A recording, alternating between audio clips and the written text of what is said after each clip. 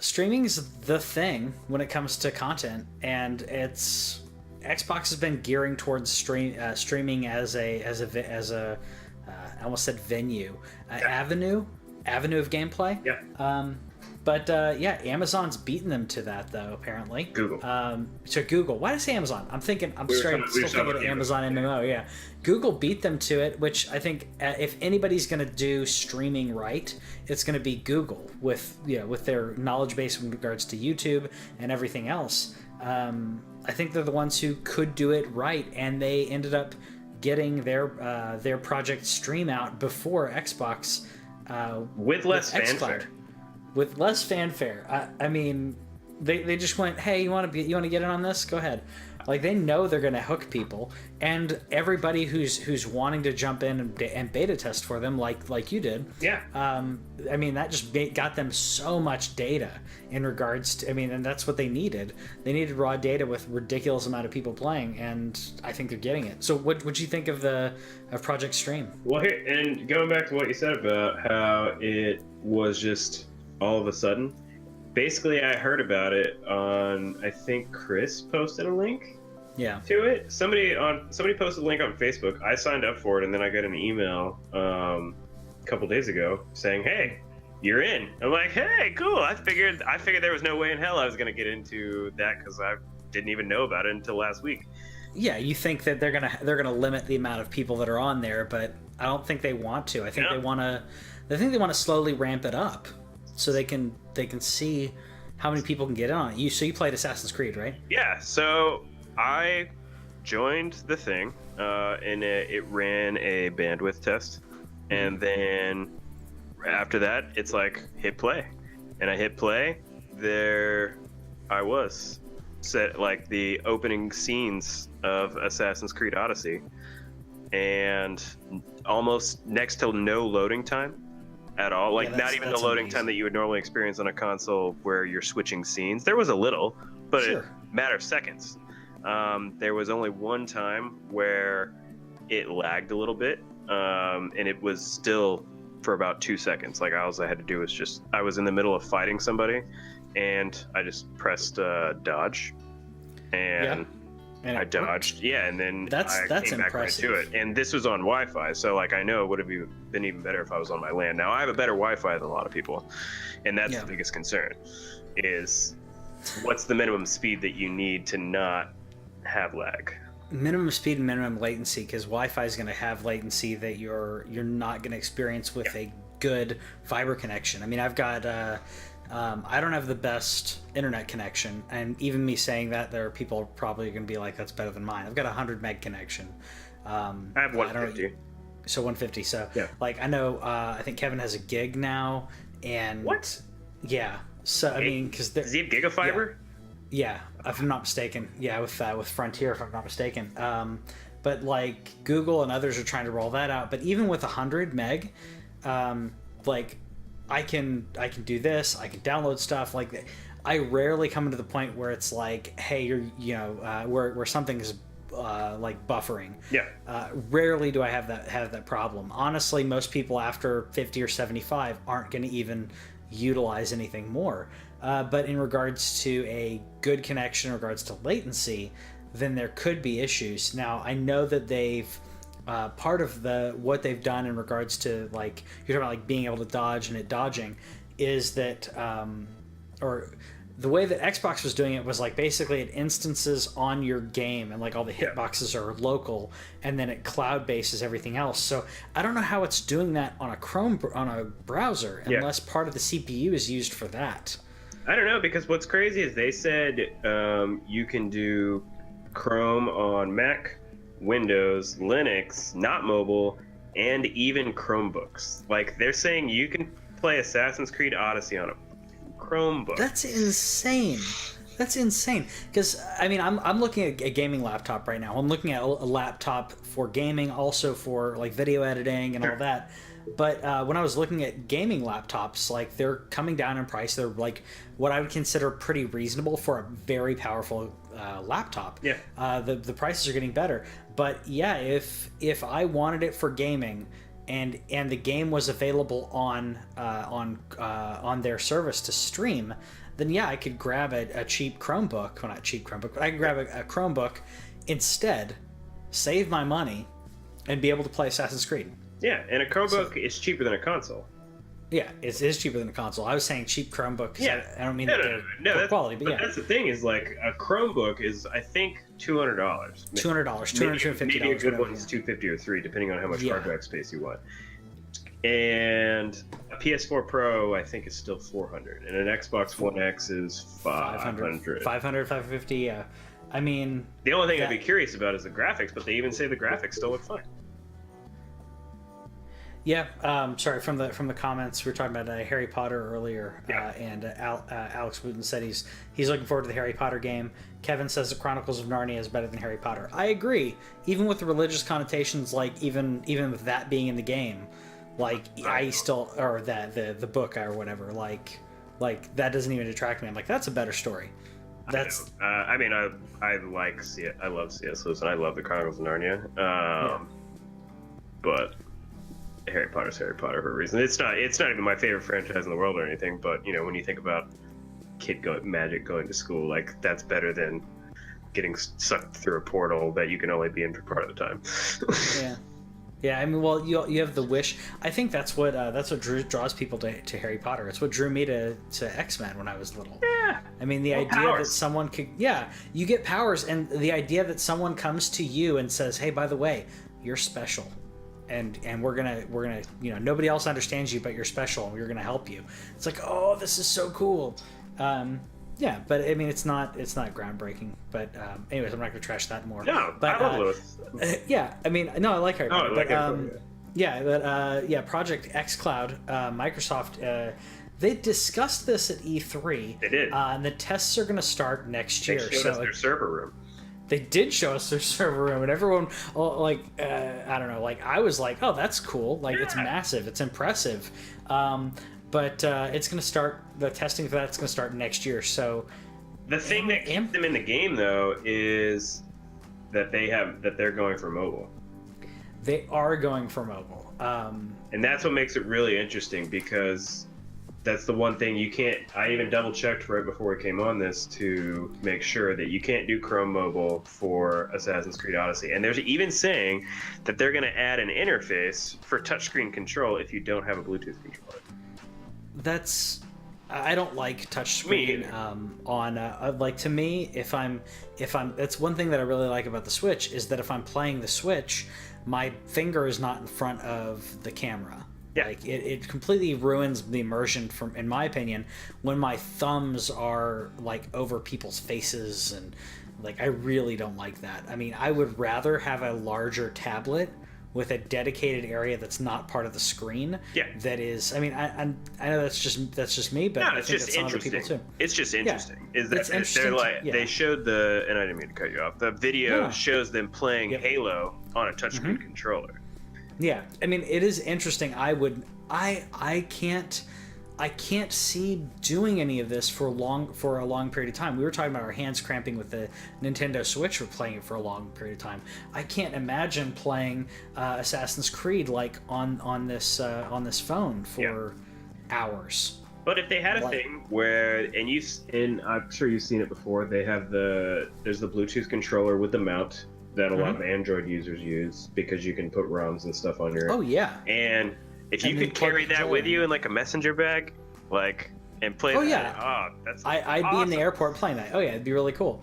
No, I agree. And it's just as long as I have a port to charge my phone while I'm doing it, because I'll be doing that for hours. And as you know, the screen to screen like kills battery more than CPU and GPU and everything else. Yeah, I mean, I think it'd be great. I think that from overall market, unless Google's got something in their like up their sleeve, like they're like, oh yeah, Christmas, we're ready for a subscription model or something. Unless they're going to beat Xbox by a lot, then Xbox is going to have to compete with this. And the thing that I think Xbox had to wait on, that I don't know if anybody talked about in their video, because again, I reviewed it right before we came on here, they mentioned 5G, and that's the reason that you can't. LTE is great, and it has a decent speed. I think I checked my phone earlier today, and I got like 50 down, which on an LTE connection is great, but it's not reliable. 5G is supposed to be able to help people in rural areas replace shoddy Wi-Fi, and I think that's the reason they really can't roll it out until next year, because if they're really trying to aim for the mobile market, just LTE just can't handle it. And I think you're probably right. If they're trying, like you said, if they're trying to hit mobile market, then we're talking mid to late next year. Now, what would be a baller move, though? Straight baller. If Microsoft wanted to be like, "Hey, Sony, suck it," they make a deal with Google, and they put their whole Xbox crossplay thing into Project Stream, and then use that also to use their xCloud on mobile. Make xCloud a mobile thing, make Project Stream an in-browser thing, have the whole Xbox Microsoft library. That I was gonna say something completely different, but I don't think that'll happen though, because I think Xbox and Phil Spencer and every one of them has too big of a head to say, "Oh, let's partner with them and let's do it." I think they want the whole pie. Unless they want crossplay of Fortnite, then they'll be like, "Yeah, let's partner up, guys." No, but I think that they want to be the king. They want to be the place. They want to be the first to do it and the one that wins it out, because they're not winning the console market. They're not winning the console war. So I think they're going to be too worried about that to see that partnership would be amazing, because that partnership would be amazing and make everybody ridiculous amounts of money.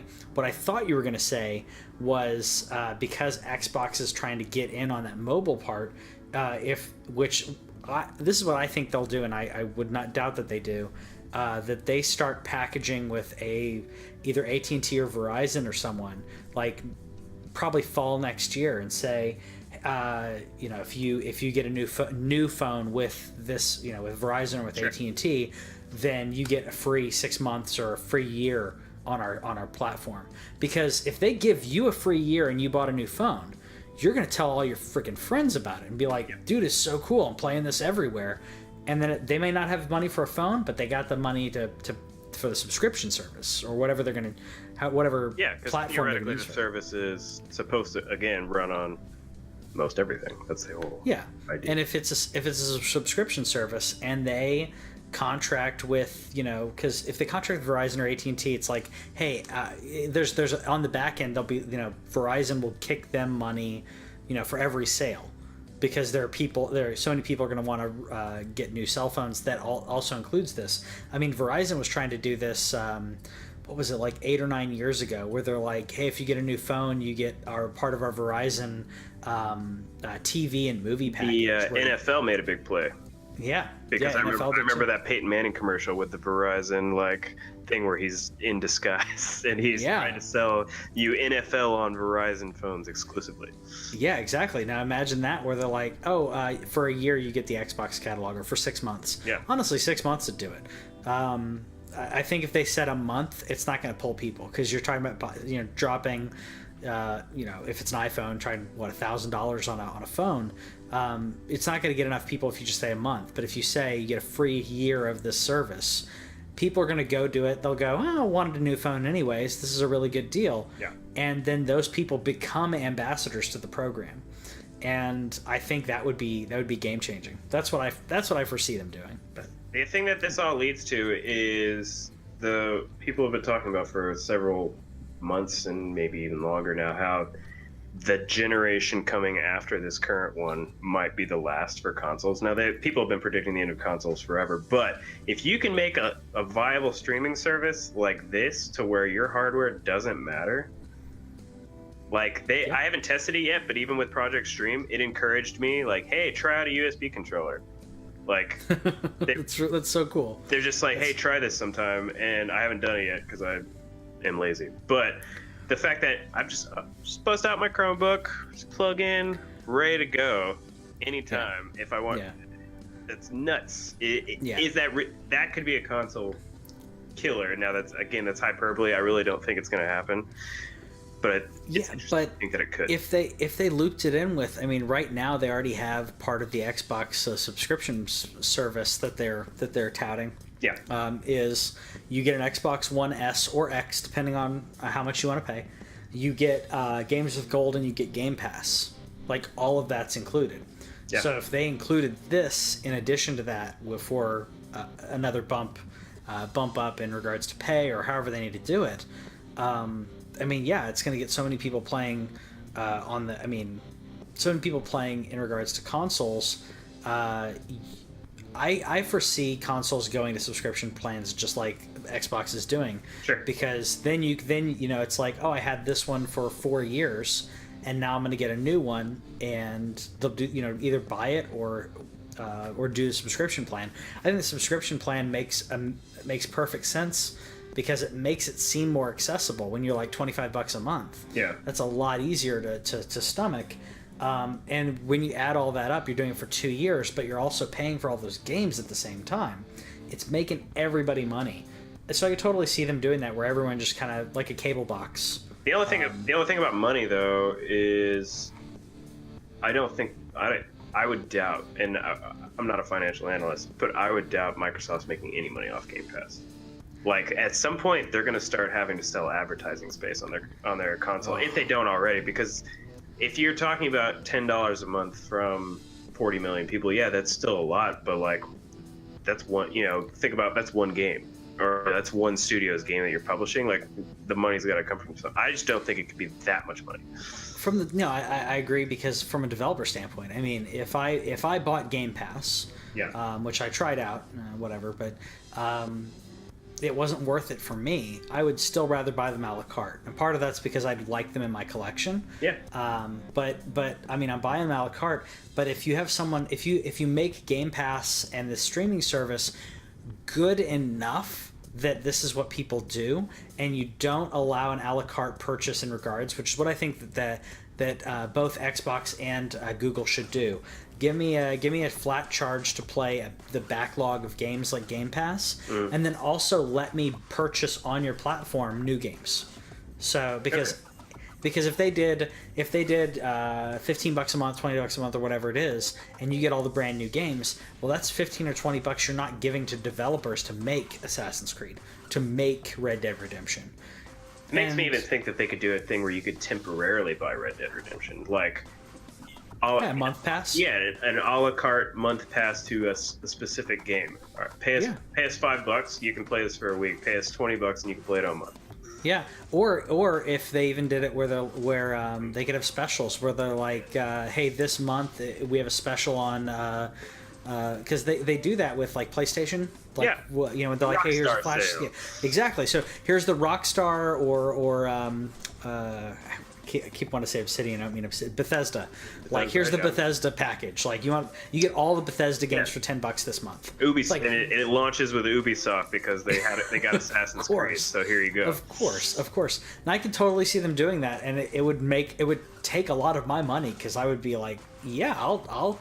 Like, we were talking about Call of Duty Black Ops 4, where I'm like, I'm gonna go Redbox that, and I'm gonna Redbox it. I'll coordinate with you to figure out when you're playing, but I'm not gonna buy it.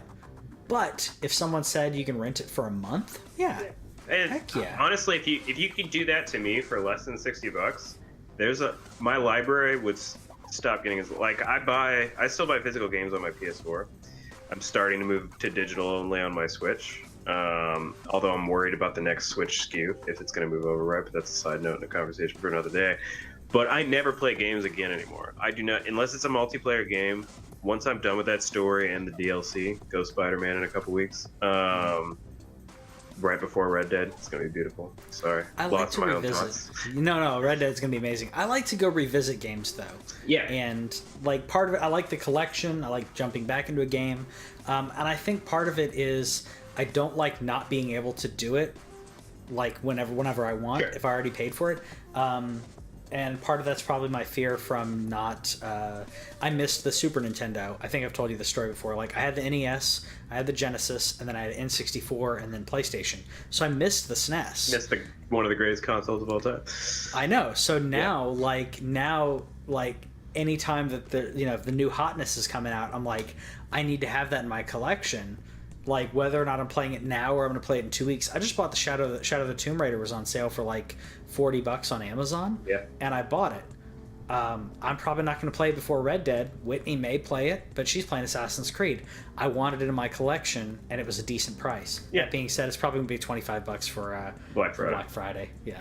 But I haven't bought it because I bought Rise last year on Black Friday, and I still haven't played Rise. you still haven't played it. Yeah, we have huge. So I'll yeah, wait till it's like $8. The backlog is ridiculous, or they give it to you for free on PlayStation Plus. But this is the reason why I don't go back. So if you were gonna give me a pass where you're like, all right, you get to play, except for like things like Zelda and things that Owen has to own, you get to play Red Dead for a month, or with a game that large, you might need 2 months. You get to play it for a month, $20. Yeah. Yeah. Absolutely. Yeah, I would totally do that instead of buying, like you said, the Red Dead. I'm sorry, that's going to be in my collection. But yeah, no, mine too. I pre-ordered it. Assassin's Creed probably as well. But yeah, Tomb Raider. Yeah, I'd totally do that. Yeah. Tomb Raider, Black Ops. I could totally get a month of fun out of that. Yeah.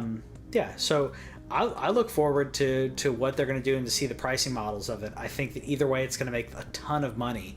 And the only question is who's going to make the most money and who's going to be the platform to stream on. What's interesting is that Google got Ubisoft that easy. Like, I mean, I know Ubisoft, they love to make money. They'll put their stuff on everything. So they're like, yeah, Google here.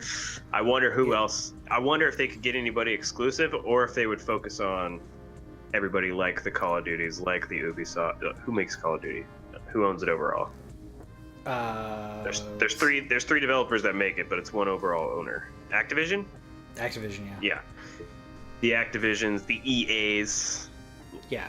I would wonder if anybody would go exclusive on Google. I don't want them to. No. Because I don't think it makes sense financially for anyone. I think that it makes more sense for them to get any and every publisher that they can who will not lock into a Sony or Microsoft. I think it makes perfect sense. The only question is, will Xbox try to strong-arm that because they're going to have a similar service? I don't know. We'll have to wait and see. So we'll keep an eye on that and let you know. But let us know in the comments what you think about streaming games to your Chromebook, to your work laptop. I mean, it's going to look like you're just playing Chrome on Chrome, so it's not like you're playing a video game, right? It's like that scene in Iron Man. That guy is playing Space Invaders. He didn't think anybody saw him. Yeah, it's basically what it is. I mean, yeah, you won't even have to install a game on your work laptop at this point. It'd be amazing. So let us know in the comments what you think about that. If you think that's the future of gaming, or if you think this is another niche that won't take down, won't become the cornerstone. Forever. Yeah, they will. They will. See you later. Thanks for watching This Week in Our Collective Heads. Subscribe over here and click the bell, and that way you'll know about any new videos that we put up, because we put up a lot of gameplay, a lot of stories from games and stuff like that, and gameplay is down here. Yeah, and you got more editorials and news stuff down here. Check it out.